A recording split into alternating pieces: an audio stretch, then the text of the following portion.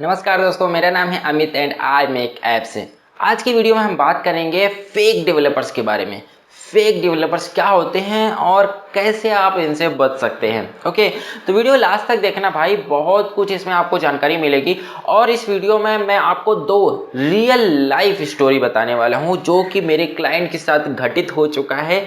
And मैं वो story आप लोगों के साथ शेयर करूंगा ताकि आप लोग सावधान हो जाएं। ठीक है, तो लास्ट तक वीडियो जरूर से देखना। चलो फिर स्टार्ट करते हैं। तो बात कुछ ऐसी है कि कुछ दिनों पहले, अभी 2 दिन पहले ही मुझे एक कॉल आया था, एक महाशय का कॉल आया था। तो उनके साथ क्या हुआ था, उन्होंने ना एक मीशो जैसी एप्लीकेशन बनवाने वाली थी, उनको बनवाना था। Okay, reselling application. तो उन्होंने, उनकी स्टोरी क्या थी कि उन्होंने वो एप्लीकेशन किसी डेवलपर से बनवाई थी। ओके, अपने एरिया में किसी डेवलपर से बनवाई थी। तो वो एप्लीकेशन उनको सिर्फ और सिर्फ 4000 रुपीज़ में वो एप्लीकेशन उनको बन के मिल गई थी। ओके, कि मतलब जो डेवलपर था उसके पास कोडिंग रेडी थी, उसने कोडिंग रेडी किया हुआ था एंड उसने वो एप्लीकेशन उनको दे दिया।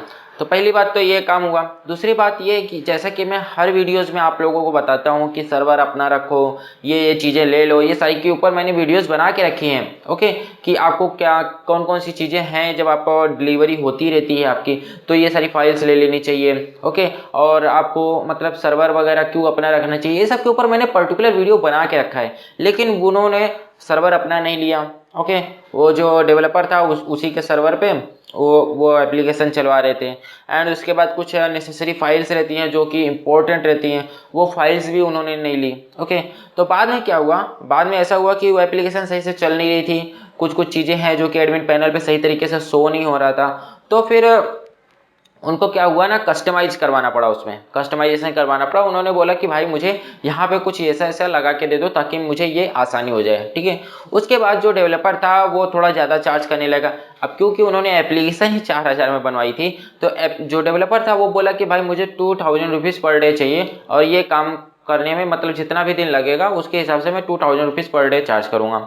अब देखो, यहाँ पे ये भी बात आ जाती है कि अगर किसी को आप पर डे के हिसाब से पे कर रहे हो, तो हो सकता है कि वो एक दिन ज़्यादा लगा दे, एक दिन ज़्यादा लगा देगा, स्लो काम करेगा, एक दिन ज़्यादा लगा देगा, तो इसमें तो आपका ही नुकसान हो जाएगा। ठीक है, तो देखो कुछ ऐसी सिचुएशन हो गई थी कि उन दोनों में ना कुछ अनबन हो गई थी, कुछ बातचीत नहीं हो रही थी सही से, मतलब समझे। तो एक तो ये केस था। ओके, उसके बाद देखो एप्लीकेशन उन्होंने 3-4 महीने चलाई थी, उनको अच्छी खासी वहाँ से इनकम भी आने लगेगी, इनकम आने लगी थी, उनको ऑर्डर्स अच्छे आने लगे थे। ओके, तो इसलिए उनको थोड़ा ये हुआ कि यार इसको चलो अपग्रेड किया जाए, कुछ अच्छा किया जाए। इसलिए मैं बोलता हूँ आप लोगों को कि टेम्पलेट बेस्ड एप्लीकेशन के पीछे मत जाया करो।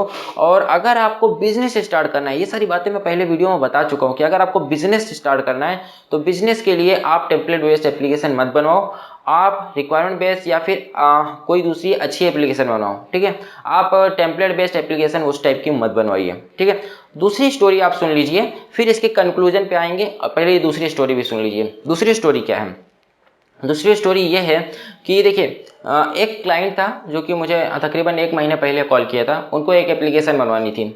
मैंने उनको जो कोड दिया था वो है 20,000 रुपीज़ का। मैंने उनको बताया कि 20,000 रुपीज़ इसमें लगेगा और ये एप्लीकेशन आपको बन के मिल जाएगी। ठीक है, तो उन्होंने बोला ठीक है, हमारे बीच में बातचीत हुई, फिर उन्होंने बोला ठीक है। तो उन्होंने मुझे 5000 रुपीज़ एडवांस भी कर दिए। ठीक है, एडवांस किया उन्होंने मुझे 5000 रुपीज़, बोला ठीक है आपको 15 डेज में एप्लीकेशन बन के मिल जाएगी। उसके बाद आधे घंटे बाद उनका कॉल आता है। वो बोले कि भाई अभी क्या हुआ कि मेरे पापा को मालूम पड़ा और मुझे वो डांट रहे हैं, चिल्ला रहे हैं कि भाई कहाँ एप्लीकेशन बनवा रहे हैं, क्या कर रहा है, ये कर रहा है, वो कर रहे हैं।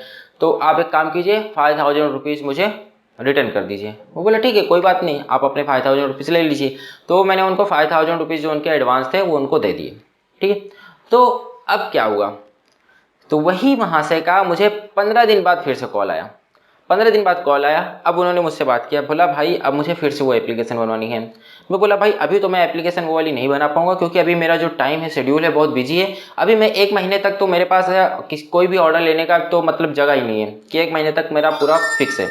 ठीक है, तो वो अपनी स्टोरी बताने लगे कि एक्चुअल में क्या हुआ था भाई, मैंने आपसे झूठ बोल के पैसे लिए थे।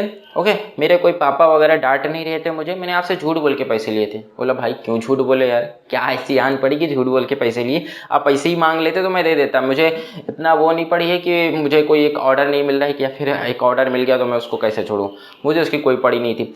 तो उन्होंने मुझे बताया कि भाई क्या हुआ था, मैंने किसी दूसरे डेवलपर से बात किया था, उन्होंने ना मुझे 15,000 रुपये बोले थे। ओके, आप 20,000 बोल रहे थे, वो 15,000 रुपये बोले थे। तो इसके लिए मैंने आपसे क्या बोला, मैं आपसे झूठ बोल के वो 5,000 रुपये ले लिए। बोला चलो यार ये तो अच्छी बात है, कोई 15,000 रुपये में बना दिया।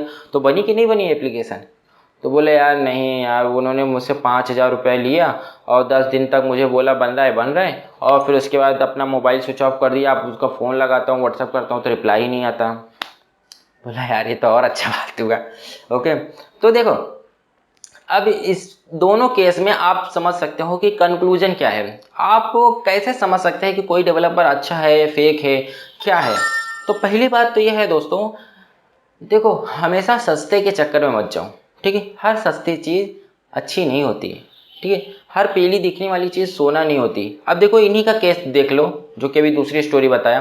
5,000 रुपये के चक्कर में 5,000 गवा के बैठ गए। ठीक है, 5,000 रुपये मैं अगर उनसे ज़्यादा ले रहा था, ओके, ज़्यादा क्या ले रहा था, मैं तो प्राइस के हिसाब से ले रहा था भाई। जिस चीज़ का जो टाइम लगता है, टाइम के हिसाब से इतना कॉस्ट होता है, तो उसके हिसाब से उनसे कॉस्ट ले रहा था। लेकिन वो 5,000 बचाने गए तो 5,000 उनका डूब गया। ठीक है, और वही पहली स्टोरी में देखिए, पहली स्टोरी में तो इनका तो मुझे समझ में नहीं आता। अगर आपको 4,000 रुपये में कोई एप्लीकेशन दे रहा है मीशो जैसे, जहाँ पे आपको क्लाइंट को संभालना पड़ता है, जहाँ पे आपको समझ लो कि खुद आप एक एडमिन पैनल हो, कस्टमर है, कस्टमर को संभालना पड़ता है, रीसेलर है, जो रीसेलर रहेगा उसको संभालना पड़ता है, एंड जो होलसेलर रहेगा उसको भी संभालना पड़ता है। 4 लोगों को संभालना है, और ये एप्लीकेशन आप 4,000 में बनवा रहे हो। हाँ, बिजनेस रिलेटेड एप्लीकेशन, जहाँ पे आप लोगों के साथ कई लोग जुड़ रहे हैं। ओके, तो आपको खुद समझना चाहिए यार, 4,000 में अगर कोई एप्लीकेशन दे रहा है तो क्या देगा, क्या क्वालिटी की देगा, तो वो आपको बाद में क्या सर्विस देगा। ओके, अगर वो आपसे अगर 1,00,000 रुपए चार्ज करता है, देन वो आपको बाद में भी सर्विस देगा, क्योंकि उसने चार्ज किया है, कुछ पैसे चार्ज किए हैं, उसको कुछ अर्निंग हुई है।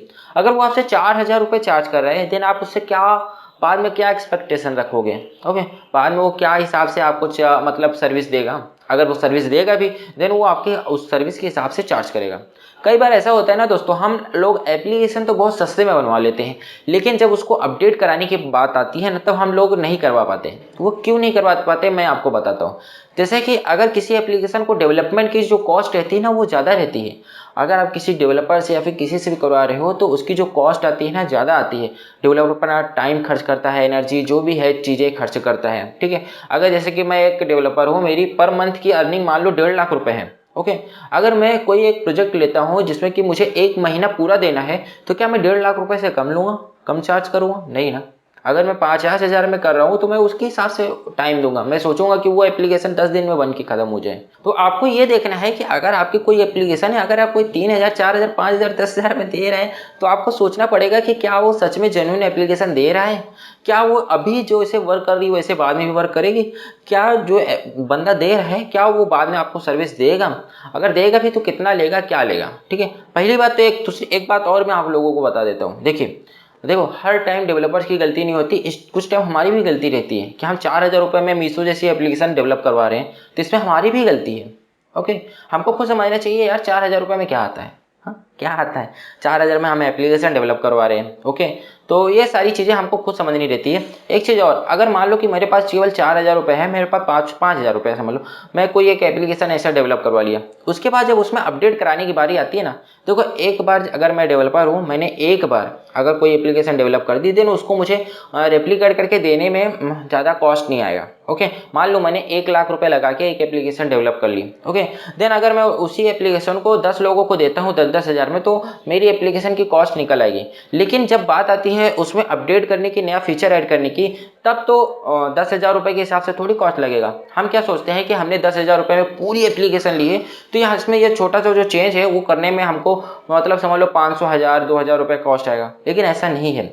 जब हम उसमें चेंजेस करने जाते हैं ना, तो डेवलपर जब बैठ के 1 दिन 2 दिन लगाता है, तो अपने उसके हिसाब से चार्ज लेता है। किसी डेवलपर का चार्ज 2,000 रुपये पर डे रहता है, किसी का 3,000 रुपये पर डे रहता है। अगर उसने 2 दिन 3 दिन काम लिया तो उसको 6,000, 7,000, 8,000 रुपये ऐसे ही बन जाते हैं।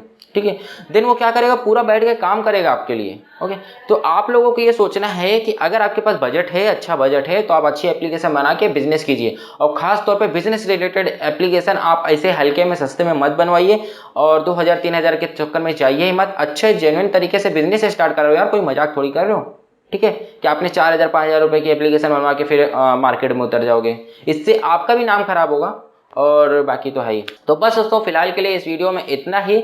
मेरे बताने का बस यही मोटिव था कि आप अगर कोई एप्लीकेशन बना रहे हो तो ऐसा नहीं कि जो सस्ता बना रहे हैं तो उससे बनवा लो। देखो एप्लीकेशन, आप अगर ऑनलाइन बिजनेस कर रहे हो तो एप्लीकेशन ही आपका सब कुछ है, मेन प्रोडक्ट एंड प्रोडक्ट सब वही है। ओके, ऑनलाइन बिजनेस में कस्टमर आपसे फिजिकली नहीं मिलता, आपको नहीं जानता, आपकी एप्लीकेशन को जानता है। तो एप्लीकेशन पे जितना अच्छा से अच्छा हो सके उतना ज़्यादा से ज़्यादा खर्चा करो, उस पर अच्छा इन्वेस्टमेंट करो ताकि आपको बाद में अच्छे रिजल्ट्स मिले। ओके, तो बस तो फिलहाल के लिए इस वीडियो में इतना ही। वीडियो देखने के लिए आपका बहुत बहुत धन्यवाद। वीडियो अच्छा लगा है तो लाइक करो, शेयर करो और ऐसी वीडियो देखने के लिए आप हमारे चैनल को सब्सक्राइब करके बेल आइकन दबाना मत भूलना। तो बस दोस्तों धन्यवाद।